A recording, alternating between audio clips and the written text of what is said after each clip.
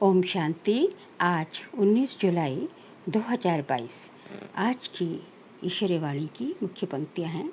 मीठे बच्चे, तुम्हें कर्म संन्यास नहीं लेकिन विकर्मों का संन्यास करना है।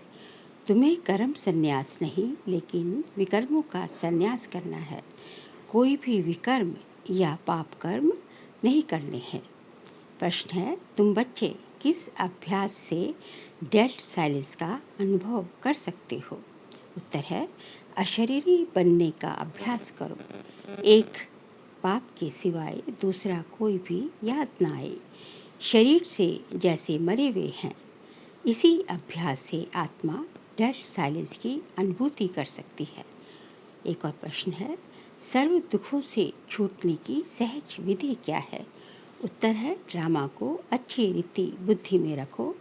हर एक पाठधारी को साक्षी होकर देखो तो दुखों से छूट जाएंगे। कभी किसी बात का धक्का नहीं आएगा। गीत बजा है ओम नमो शिवाय। ओम शांति। ये जो गीत में अक्षर निकलते हैं शिवाय नमः, ये भक्ति के वचन हैं। हे शिव बाबा, आपको हम नमस्कार करते हैं, परंतु भक्त लोग जानते ही नहीं कि शिव बाबा कौन है। कोई एक भी शिव का भक्त शिव को नहीं जानते हैं। शिव बाबा बिल्कुल साधारण अक्षर है, तो शिवाय नमः कहना ये भी भक्ति का अंश है। अब तुमको क्या कहना है? तुम कभी ऐसे नहीं कहेंगे कि शिवाय नमः कहो। वास्तव में कहने की भी दरकार नहीं रहती। बच्चों को घड़ी घड़ी नहीं कहा जाता कि अपने पिता को याद करो।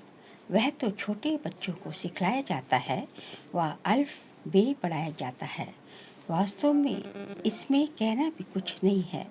मन बना भाव भी नहीं कहना होता। ये भी संस्कृत अक्षर हैं। तुमको तो कभी संस्कृत में समझाया नहीं गया है। बच्चे जानते हैं हमको तो बाबा को ही याद करना है। आत्मा स्वयं जानती है, बाप ने परिचय दिया है। बच्चे अब खुद याद करो तो तुम्हारे विकार में विनाश हो जाएंगे। तो याद करना बच्चों का फर्ज हुआ। यहाँ आकर जब बैठते हो तो बाप की याद में अशरीरी होकर बैठना है। ज्ञान भी बुद्धि में बैठता है। हम आत्मा बाप को याद करते हैं। ये शरीर तो ऑर्गन्स हैं, इनकी क्या वैल्यू है? बाजा कितना भी फर्स्ट क्लास हो, अगर मनुष्य बजाता ठीक नहीं हो तो बाजा किस काम का? ऐसे ही मुख्य आत्मा है। आत्मा जानती है हमें ये ऑर्गन्स मिले हैं कर्म करने के लिए। हम कर्म योगी हैं, कर्म सन्यासी हो नहीं सकते। वह तो कायदे के विरुद्ध है। विकर्मों का सन्यास किया जाता है कि हमसे कोई विकर्म ना हो, पाप नहीं हो। सबसे बड़ा विकार है काम का। सन्यास धर्म वाले ज़्यादा विकार को पाप या दुश्मन मानते हैं।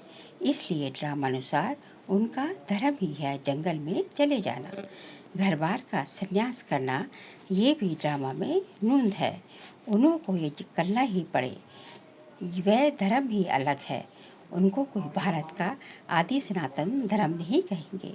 आदि सनातन है ही देवी देवता धर्म, बाकी तो बेशुमार धर्म है। सन्यासियों का भी एक धर्म है जो मनुष्य ही स्थापन करते हैं, भगवान नहीं स्थापन करते हैं। बाबा ने समझाया है कि कोई भी धर्म एक दो के पिछाड़ी मनुष्य स्थापन करते हैं। तुम ऐसा नहीं कहेंगे कि परमपिता परमात्मा ने कोई क्रिश्चियन धर्म स्थापन किया, वह सन्यासियों के निवृत्ति मार्ग का धर्म स्थापन किया नहीं। गाया हुआ है, परमपिता परमात्मा ब्राह्मण देवता क्षत्रिय धर्म स्थापन करते हैं और कोई भी धर्म भगवान नहीं स्थापन करते। ड्रामानुसार हर एक अपना अपना धर्म स्थापन करते हैं। ऐसा भी नहीं कि परमात्मा किसको कहते हैं कि फलाने जाओ जाकर धर्म स्थापन करो। ये बना बनाया ड्रामा है।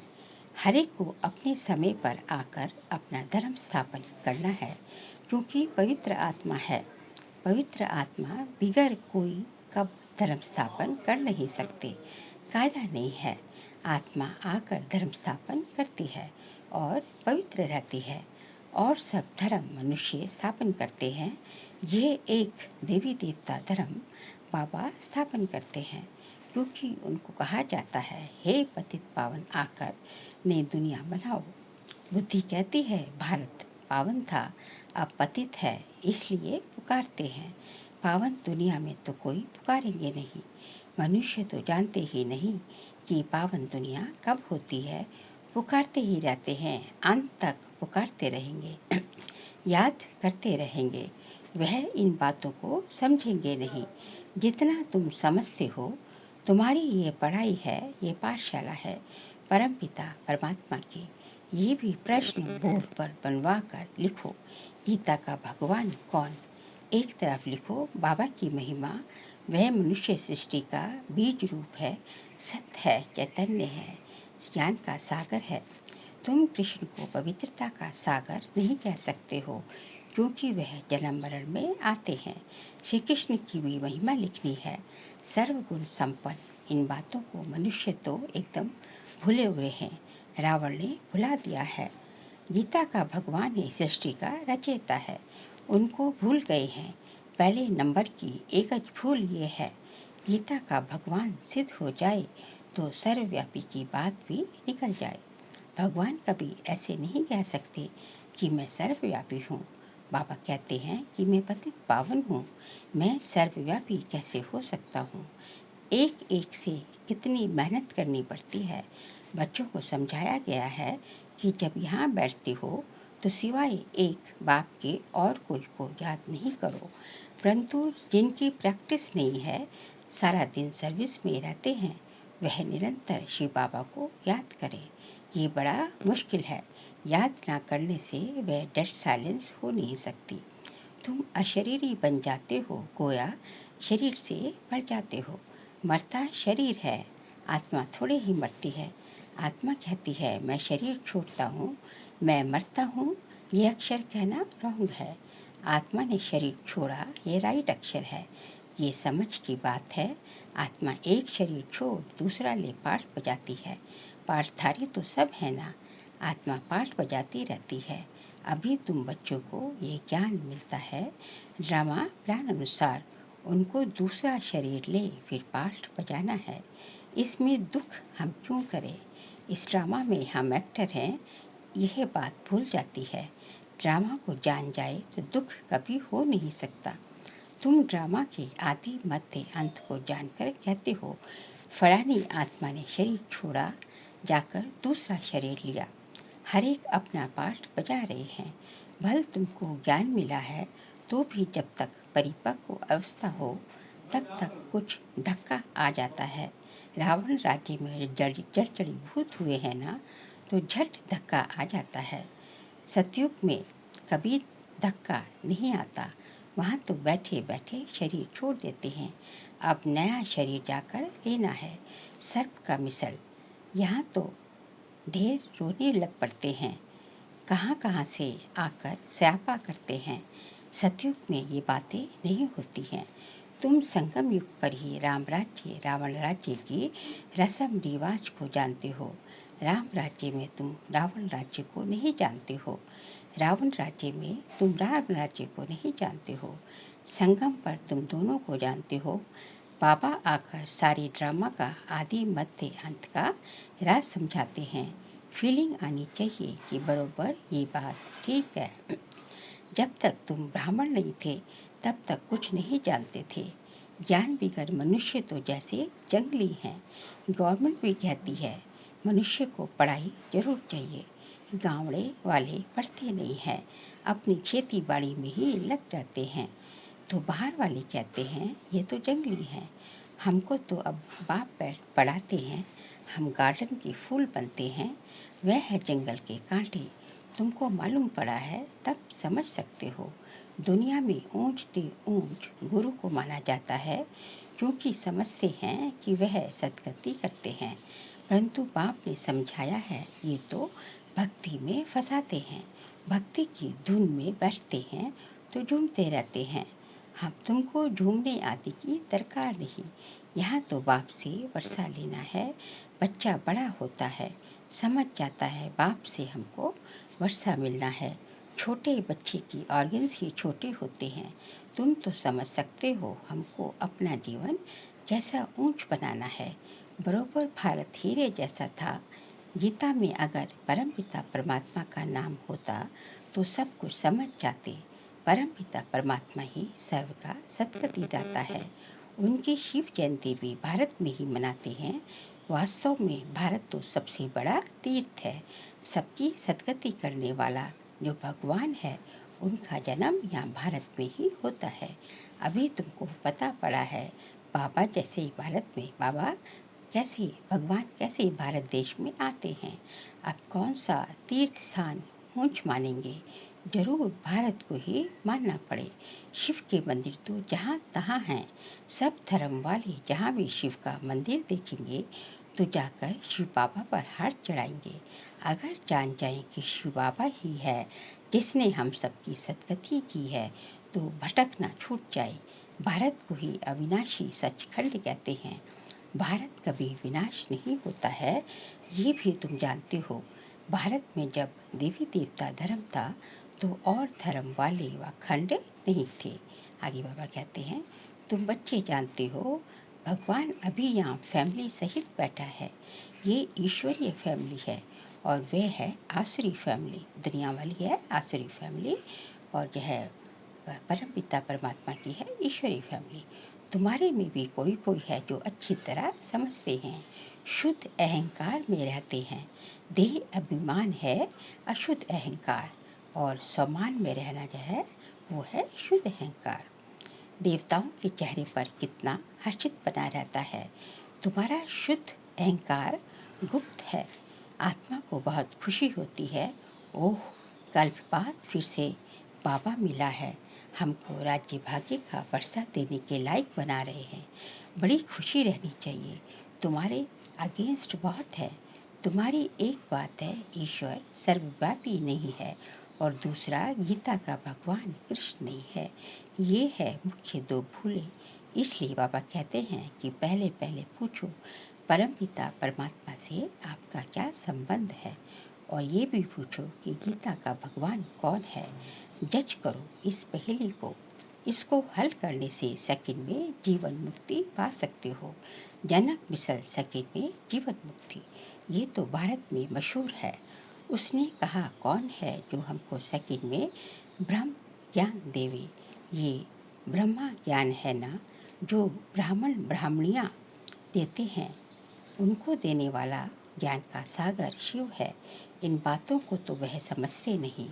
ब्रह्म ज्ञान कह देते हैं। ब्रह्म तो रहने का स्थान है। ब्रह्म में तत्व है तत्व है। ब्रह्म जो ब्रह्मा ज्ञान है। ब्रह्मा भोजन को ब्रह्म भोजन कह देते हैं। ब्रह्म तो तत्व है। ब्रह्मा तो है बाप। उनका बाप है शिव। ये बातें ब्रह्मा तो ब्रह्मा बाबा को ब्रह्मा और उनका पिता है शिव बाबा। ये बातें मनुष्य बिल्कुल नहीं जानते हैं। पहले तुमको ये बातें थोड़ी ही समझाई थी। पहले तो तुम बच्चे सगीर थे अब बालिक हुए हो। बाबा कहते हैं आज तुम्हें वो ये बातें समझाते हैं। बात बिल्कुल सहज है। मन मना भव। जैसे बीज और झाड़ का विस्तार कितना लंबा है समझाते रहते हैं। अभी हम त्रिकालदर्शी बन गए हैं। रचयिता और रचना के आदि मध्य अंत को जान गए हैं। इस समय तुम्हारे सिवाय और कोई सृष्टि के आदि मध्य अंत को नहीं जानते हैं। हम भी नहीं जानते थे। अभी तुम समझते हो। सबसे ज़्यादा भक्ति शुरू हुई है जब से हमारी उतरती कला होती गई है। चढ़ती कला होती है तो सर्व का भला होता है। उतरती कला में किसका भला होता है क्या? ये सब समझने की बातें हैं। बाबा कहते हैं जब से जो है हमारी भक्ति बढ़ती गई तो हमारी उतरती कला भी बढ़ती गई और अब जो है केवल संगम युग पर ये हमारी जो है चढ़ती कला जब हम ज्ञान मार्ग में आते हैं तो चढ़ती कला होती है। ये भी ड्रामा में नूंद है। ये बड़ी अच्छी टॉपिक है गीता का भगवान कौन। इस पहेली को हल करने से तुम बाबा का वर्षा बाप का वर्षा पाकर विश्व का मालिक बन सकते हो। मनुष्य विश्व का मालिक निराकार को समझते हैं परंतु विश्व तो सृष्टि को कहा जाता है। बाबा भगवान विश्व का मालिक नहीं बनता। बाबा कहते हैं मैं निष्काम सेवाधारी हूँ। विश्व का मालिक तो हम बच्चे जो है बनते हैं। लक्ष्मी नारायण जो है सतयुग में विश्व का मालिक होते हैं। बाबा जो है वो तो ब्रह्मांड के मालिक हैं जब जो है, लेकिन विश्व का मालिक जो है हमें बनाते हैं। बाबा कहते हैं निष्काम सेवाधारी हूँ। तुम मोस्ट बिलवेड चिल्ड्रन हो, मैं तुम्हारा ओबीडिएंट सर्वेंट हूँ। तुम पुकारते ही हो हे पतित पावन, आकर सबको पावन बनाओ। हाजिर सरकार आया हूँ। बाबा बच्चों का सर्वेंट ही है, फिर कोई कपूत भी निकल पड़ते हैं। बाबा तो निराकारी निरअहंकारी गाया हुआ है। ऊंचते ऊंच भगवान और फिर उनका ये रथ। ऊंचते ऊंच भगवान शिव बाबा, परमात्मा शिव, और उनका ये रथ ब्रह्मा बाबा। कई बच्चे कहते हैं हम शिव बाबा के रथ के लिए कपड़ा भेज देते हैं। रथ की तो हम खातिरी कर सकते हैं ना। शिव बाबा तो खाते नहीं है तो अभोक्ता है, किसकी खातिरी करे। इनकी ड्रेस तो वही चली आ रही है। कोई अहंकार नहीं, कोई चेंज नहीं। इनको देखकर समझते हैं ये तो जोहरी था, ब्रह्मा बाबा जोहरी थे ना, ये कैसे प्रजापिता हो सकता है। और इसमें बूझने की क्या बात, आकर समझो। हम ब्रह्मा मुख वंशावली बने हैं। हमारा हक लगता है विश्व का मालिक बनने का। हमारा ये विश्व का मालिक बनना जो है हमारा अधिकार है। अच्छा, मीठे मीठे सीख लेते बच्चों प्रति माता पिता बाप दादा का याद प्यार और गुड मॉर्निंग। रूहानी बाप के रूहानी बच्चों को नमस्ते। हम सब रूहानी बच्चों की रूहानी बाप दादा को नमस्ते नमस्ते नमस्ते। सार के लिए पॉइंट से अशुद्धता को छोड़ शुद्ध अहंकार में रहना है। ये चेहरा देवताओं जैसा सदा हर्षित रखने के लिए अपार खुशी में रहना है। बाप दादा समान निरअहंकारी बनना है। सेवाधारी बनकर सबूत देना है, कभी कपूत नहीं बनना है। आज का वरदान है बाबा का बच्चों प्रति, एक पाप दूसरा न कोई। इस स्थिति द्वारा सदा एक रस और लवलीन रहने वाली सहज योगी भाव। एक पाप दूसरा न कोई, इस स्थिति द्वारा सदा एक रस और लवलीन रहने वाले सहज योगी भाव। एक पाप दूसरा न कोई। जो बच्चे ऐसी स्थिति में सदा रहते हैं उनकी बुद्धि सार स्वरूप में सहज स्थित हो जाती है। जहाँ एक बाप है वहाँ स्थिति एक रस और लवलीन है। अगर एक के बजाय कोई दूसरा तीसरा आया तो खिटपिट होगी। इसलिए अनेक विस्तारों को छोड़ सार स्वरूप का अनुभव करो। एक की याद में एक रस रहो तो सहयोगी बन जाएंगे। आज का स्लोगन है, दिल में सदा यही अनहद की तपस्या रहे कि मैं बाप की बाप मेरा। दिल में सदा यही अनहद की तपस्या रहे कि मैं बाप की बाप मेरा। बाबा कहते हैं कि हमेशा दिल में यही निरंतर जो है अविनाशी गीत बजता रहे कि जो है मैं बाबा की, मैं भगवान की और भगवान मेरा, दूसरा ना कोई। जब यही बजता रहेगा कि मैं भगवान की दूसरा ना कोई, तो जो है बस हर एक चीज़ जो है बाबा के प्यार में जो है लवलीन रहेंगे तो जो है सब कुछ जो है कल्याण ही होता रहेगा। अच्छा, ओम शांति।